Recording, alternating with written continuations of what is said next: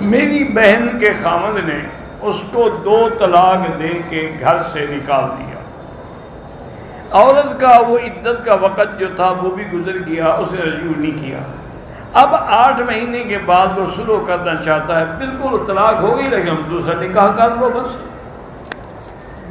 رجوع کر سکتا ہے 2 کے بعد، لیکن نکاح کرنا ہوگا. 1 لاکھ کا ثواب جو ہے نماز کا وہ پورے حرم میں ہے. اللہ نے سارے مکے کو مسجد الحرام کہا ہے. میرا چاچو مدینے سے مکے آئے، احرام نہیں باندھا. انہوں نے کہا کہ میرا عمرہ کرنے کا ارادہ نہیں ہے. حنفی مسلک میں تو ان پہ دم ہے کہ عمرہ بھی کریں اور دم بھی دیں. باقی البتہ ائمہ کے نزدیک ارادہ نہ ہو تو دم نہیں پڑتی. رجب کے مہینے میں کوئی خاص عبادت نہیں ہے جس کا شریعت میں حکم ہو. یہ جو لوگوں نے رجبی بنائی ہوئی ہے اور نمازیں بنائی ہوئی ہیں اور کانٹیج امام جعفر کے یہ سب بدعات ہیں. نکاح نامے پر اگر کوئی یہ شرائط لکھوائے کہ دوسری شادی کریں تو 10 لاکھ ادا کریں، طلاق دیں تو 10 لاکھ ادا کریں، ناراض ہو کر ماں باپ کے گھر آئے تو 10,000 ماہانہ دے دیں، پھر تو مقصد یہ ہے کہ اس بیوی کا ہمیشہ کے لیے بیچارہ نوکر ہو گیا نا. کیا بےحود جو شرط شریعت کے خلاف ہے، اس کی کوئی حیثیت نہیں ہے.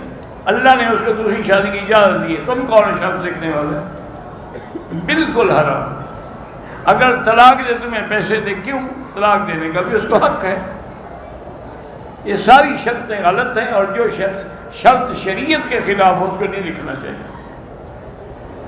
ہاں باقی نان نفقہ لکھوا سکتے ہیں کہ بھئی اگر ناراض ہو جائے ماں باپ کے گھر سے، بھئی اتنے پیسے مہینے کے خرچہ دیا کرو، وہ ٹھیک ہے. نان نفقہ بیوی کا حق ہے. کہتے ہیں کہ بچی کا نکاح تو ہو گیا، حق المہر جو ہے وہ 5 تولے سونا طے ہوئی، لیکن یہ بھی لکھا گیا کہ بوقت رخصتی دیا جائے گا. تو جن کے پاس وہ سونا ہے ابھی وہ زکوٰۃ دیں گے. جب وہ بیوی کو مل جائے گا پھر وہ سوچیں. اس کو تو ملا نہیں، آپ نے دیا ہی نہیں. بہرحال داڑھی منڈانا جو کہ گناہ ہے، آدمی فاسق و فاجر ہو جاتا ہے. باقی اللہ عالم. حدیث میں ہے کہ حضور کی زندگی میں ایک آدمی آیا تھا جس کی داڑھی منڈی ہوئی تھی اور مونچھیں تھی، تو آپ نے منہ پھیر دیا. اسی کو سامنے رکھ کے علماء کہتے ہیں شاید جب کوئی سلام پڑھنے جائے گا تو شاید حضور بھی منہ پھیر دیں.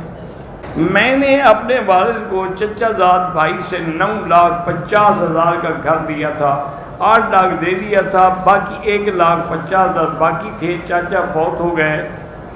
فوت ہونے سے پہلے انہوں نے اپنی جائیداد 40 لاکھ کی فروخت کی تھی. وہ سب کچھ چچی نے لے کر دوسرے کا، بہرحال اس کے وارث جو ہے ان کو دینا ہوگا. وہ چچی بیٹے اس کی بیوی ہے، اس کا حق تھا وہ لے لی. لیکن اولاد ہے، سب سے پہلے اولاد کا حق ہے. بیوی کا تو یہ 4تھا حصہ ہوگا یا 8واں.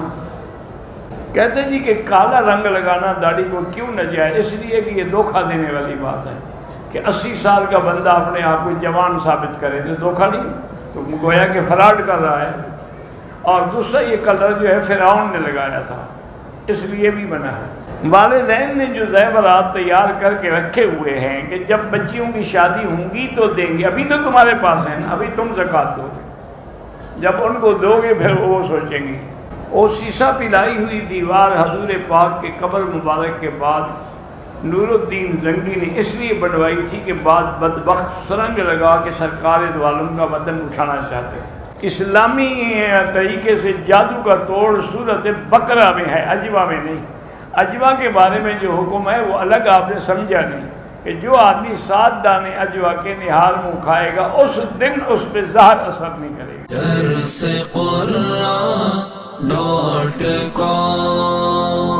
www.darsequran.com